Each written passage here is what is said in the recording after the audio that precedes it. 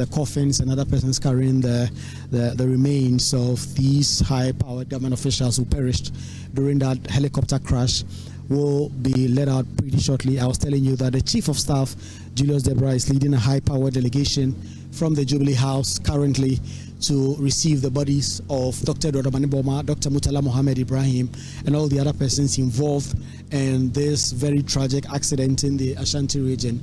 And so, at the moment from that is going to happen, there are a couple of tables that have been arranged. The last time you came to me, we had that, and it is ready. There are a number of military officials that will go in the flight and carry the bodies one after the other and put them on those tables.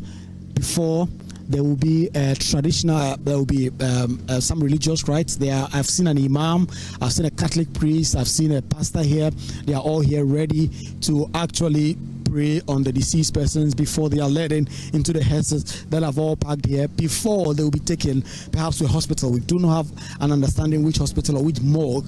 These bodies will be kept overnight ahead of tomorrow before a lot of other things start happening. So Evans, a very high power delegation led by the Chief of Staff, a number of ministers I've seen here, advisors to the President, the Chief of Defense Staff himself is also among the company that I've just seen right here at the Ghana Air Force Base.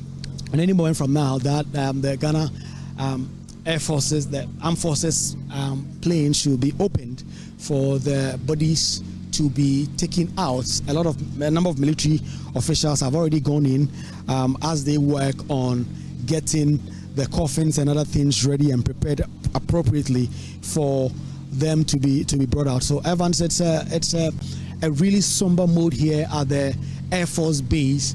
And a while ago, when the flight landed, there were a couple of conversations among the very senior government officials who have all made their way here to receive the body, including Haruna Idrisu. Of course, like I did tell you, the Chief of Staff, Julius Debrah, is the one leading the delegation from the presidency, the government, to receive the bodies. And so a number of soldiers, Ghana Armed Forces officials, already in the flights there to ensure that the coffins, as we understand, they will be let out, draped in Ghana flag.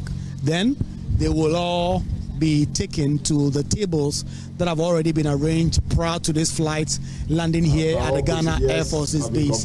And so they will be led also back into the hearses before they will be taken in. And so that is the situation here. Any moment from now, the flight will be opened for the bodies of these distinguished Ghanaians and Armed Forces members who perished in this helicopter crash will be taken out pretty shortly. There are some announcements in the sound system. Let me take you there as they announce and explain what is going to happen. Everything is set.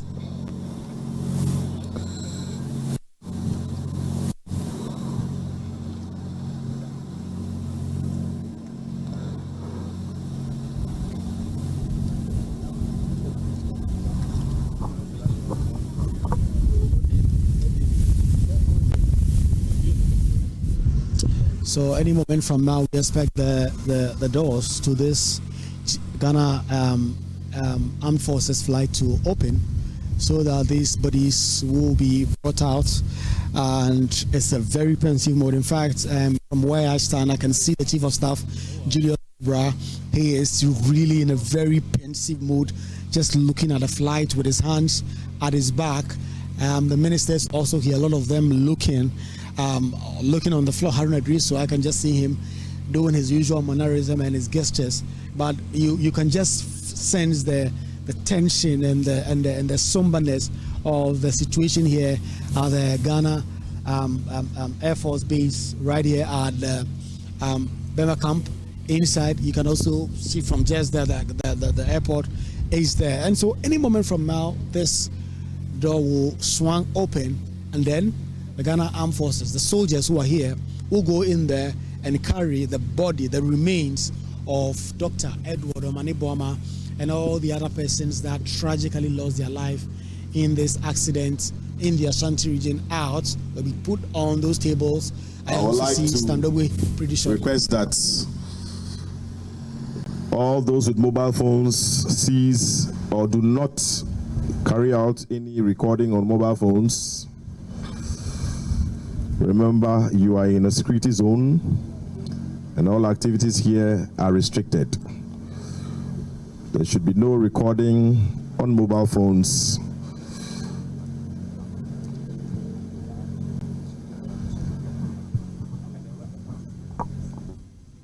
So that's an announcement that just bled in the sound system, warning all the other persons who have converged here not to record what is just about to happen with the flight doors about to open on their mobile phone. Of course, we are allowed to carry this live.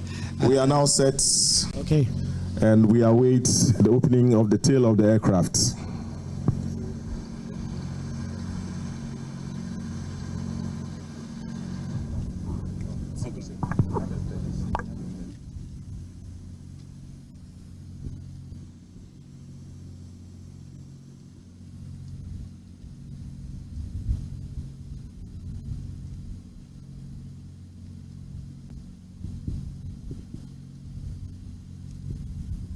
Any moment from now, the remains of those 8 distinguished Ghanaians who lost their lives on that patriotic duty tour to Obuasi, where an event was expected to happen, will make their way out of this flight, and the ceremony and the rites that have all been programmed to happen will happen, and then ultimately the Chief of Staff, Julius Debrah, who is leading this high-powered delegation from the Jubilee House, from the presidency, will receive these bodies.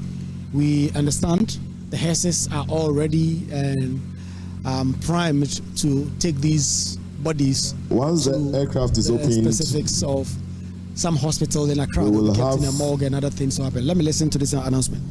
The burial parties moving in to pick up the caskets and move them onto the cataflags that have been laid or been set. When we have all the cataflags set with all the caskets on them, then we will hand over to the clergy for prayers to be said for our beloved departed. Thereafter, we will then move the caskets into the hearse for onward movement to the morgue.